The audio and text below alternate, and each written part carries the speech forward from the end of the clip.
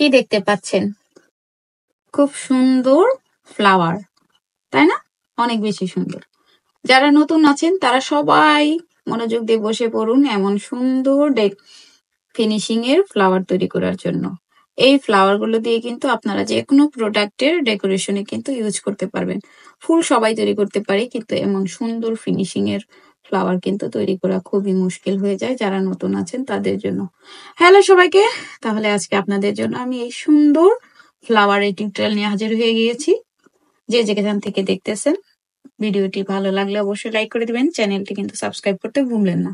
আমি এই ফুলটা তৈরি করেছি, মাঝখানে যে সার্কেলটা দেখতে পাচ্ছেন এটা 9টা ডাবল আল দিয়েছি, এবং এই যে পাপড়িগুলো এটা কিন্তু আমি যে সামারান মিডিয়াম থিকনেসে তৈরি করে নিয়েছি। তাহলে চলুন মূল ভিডিওতে চলে যাচ্ছি। এই যে 9টার সুতো নিয়েছি, এখন একটি ম্যাজিক রিং করব। দেখতেই পাচ্ছেন কিভাবে ম্যাজিক রিং করে নিলাম। এই ম্যাজিক রিং এর ভেতরে আমি একটি চেইন করে নেব। এই যে চেইন করে নিলাম। এখন একটি সিঙ্গেল ক্রোশেট করব। সিঙ্গেল ক্রোশেট করে নিলাম। সিঙ্গেল ক্রোশেটের এই যে উপরের আল, এখানে একটি সিঙ্গেল ক্রোশেট করে নেব। হয়ে গেল একটি ডাবল ক্রোশেট। এখন এই ডাবল ক্রোশেটটা সহ ম্যাজিক রিং এর ভিতরে আমি টোটাল 12টি ডাবল ক্রোশেট করে নেব। এভাবে করে একদম গুনে গুনে 12টি ডাবল ক্রোশেট করে নেব। এখানে কিন্তু 9টার ডাবল আল ইউজ করতেছি। একদম গুনে গুনে কিন্তু এখানে 12টি ডাবল ক্রোশেট হয়েছে। আমি আবারও কাউন্ট করে নিচ্ছি। এই যে 3, 6, 9, 10, 11, 12। এখন এই যে সুতোর আলটাকে আমি এই ম্যাজিক রিং এর এদিক দিয়ে বের করে নেব। হ্যাঁ, এই যে বের করে নিলাম। এরপর এটাকে আমি আস্তে আস্তে এভাবে করে আস্তে আস্তে টান দিব। একেবারে জোরে টান দিব না, তাহলে কিন্তু ফিনিশিং ভালো আসবে না। আমি ঠিক এটাকে এভাবে আস্তে আস্তে টান দিয়ে, এই যে দেখেন, দেখতেই পাচ্ছেন খুব সুন্দরভাবে কিন্তু ম্যাজিক রিংটা জয়েন্ট এরিয়াটা হয়ে গেছে। এখন এটাকে আমি এই যে প্রথম যে ডাবল ক্রোশেট কাউন্ট করেছি সেখানে এই যে ঠিক এভাবে করে এই যে জয়েন করে নেব। এই যে দেখতেই পাচ্ছেন খুব সুন্দর একটি সার্কেলের ডাবল ক্রোশেটের সার্কেল হয়ে গেল। ফিনিশিংটা খুব সুন্দর আসছে। এখন এটাকে আমি ঠিক এভাবে করে টান দিয়ে এই যে দুটো আল আনতে হবে। এই যে টান দিয়ে এটাকে এভাবে করে লক করে দিব। এখন এটাকে পেছনের দিকে একটি আলের ভেতর দিয়ে এই দুটো আলকে এনে এখানে আমি গিট দিয়ে দেব। সুতা হাইডিং এর যে বিষয়টা, এটা কিন্তু মোস্ট ইম্পর্টেন্ট। সুতা হাইড ভালো করে করতে না পারলে কিন্তু কাজের ফিনিশিং কিন্তু ভালো আসবে না। তাই আপনারা কাজ করার সময় অবশ্যই সতর্কতা অবলম্বন করবেন সুতা হাইডিং এর বিষয়। আমি আবারও ফুলটাকে দেখাচ্ছি, দেখতে পাচ্ছেন এখানে কিন্তু সুতো হাইডিংটা কিন্তু আমি খুব সুন্দরভাবে করে নিয়েছি। আপনারাও কিন্তু সুতোটাকে খুব সুন্দরভাবে হাইড করে নেবেন। এখন আমি এই যে সামারনের সুতোটা ইউজ করব। একটি স্লিভ নট করে নিচ্ছি। স্লিভ নট করে নিলাম। এরপর স্লিভ নটটাকে যে কোনো একটি ডাবল ক্রোশেটের এখানে আমি জয়েন করে দেবো। আমি এখানে এটাকে জয়েন করে দিচ্ছি। এই যে জয়েন করে নিলাম। একই ঘরে একটি সিঙ্গেল ক্রোশেট, এই যে সিঙ্গেল ক্রোশেট। এখন উপরের আলেও একটি সিঙ্গেল ক্রোশেট করে নিব। হয়ে গেল একটি ডাবল ক্রোশেট। এখন এই ঘরে আমি আরো 4টি ডাবল ক্রোশেট করব, এবং এই সুতাটাকে কিন্তু ভিতরে এভাবে করেই হাইড করে যাব।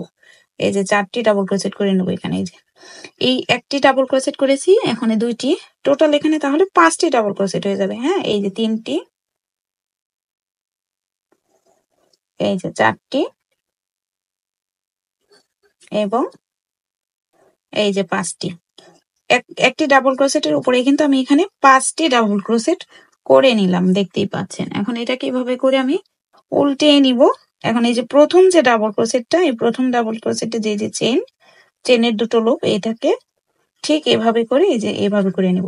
এখন এখানে আমি 3টি চেন করবো, 1, 2, এই যে 3টি চেন করে নিলাম। আবার এটাকে এভাবে করে ঘুরিয়ে এই যে পরবর্তী ডাবল ক্রোশেট, এই ডাবল ক্রোশেটের এখানেও আমি পেছনের এই যে লুপটা সহ এখানে আমি আবার 5টি ডাবল ক্রোশেট করে নেব। এই যে 1, 2, 3,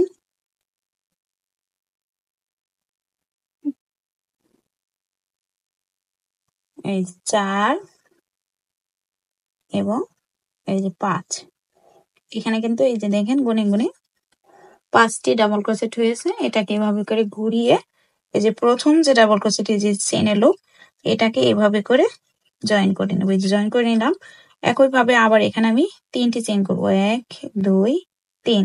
3টি চেন করে নিলাম। এই যে যে সুতোটা এটা, এই যে যে প্রত্যেকটি সুতো এখন এটাকে এভাবে করে এই যে পরবর্তী যে যে যে ডাবল ক্রোশেট, এই ডাবল ক্রোশেটে এই যে এই সুতোগুলোকে ভেতর থেকে কিন্তু এভাবে করে ডাবল ক্রোশেট করে নেবো। সুতোটাকে কিন্তু ভেতরে আমি হাইড করে নেবো। এই যে 1 2, এই যে দেখতেই পাচ্ছেন,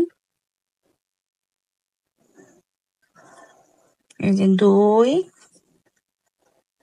আবার সুতোটাকে এভাবে করে হাইড করব 3 4, এই হলো এই যে 5।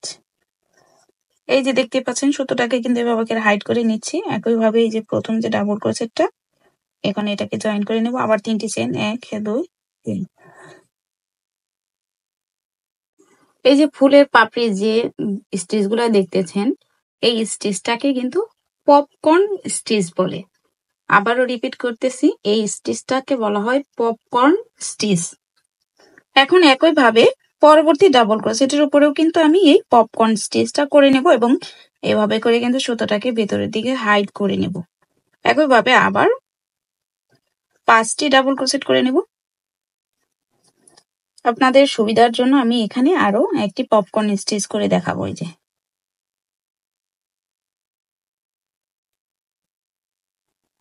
1, এই যে 2, 3, 4,